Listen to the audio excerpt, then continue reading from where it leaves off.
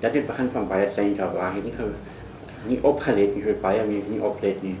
Ek het begin pornografie goeie kyk en dit het lekker geraak en ek het aanhou doen en die goed op proef gestel en toe dit naderhand dinge in my kop geword wat nie meer wil bedaar nie. Dus 'n man wat alkohol is, jy kan nie meer ophou drink nie, dit nodig. Hierdie seksuele drang en gedagtes en goed het toe obsessies geword. En daai obsessie kan nie bedaar voordat die compulsie, voordat ek het gedoen het nie. En net nadat ek dit gedoen het ek myself gehaat en seer gemaak en dit, omdat ek het gedoen het, want dit is verkeerd en ek het geweet het verkeerd. Die ding wat van hand uit is dat die obsessies wat meeste male met klein dossertjies te doen gehad het. Die omgeving van so 7, 8, 9 jaar.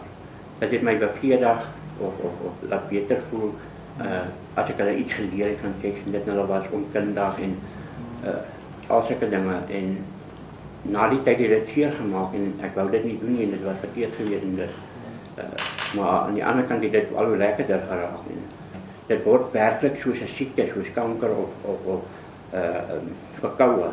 Dit raak werklik 'n siekte in jou wat jy nie meer kan hanteer nie. Maar ja, die oomblik dink ek medikasie kry en dit probeer 'n inspuiting wat die seksdrang heeltemal meer afbring en dit werk op die oomblik baie goed vir my. En dit het ek bly gebruik omdat ek weet dit werk. En ek het geleer om eerder te sê dit gebeur weer, help my.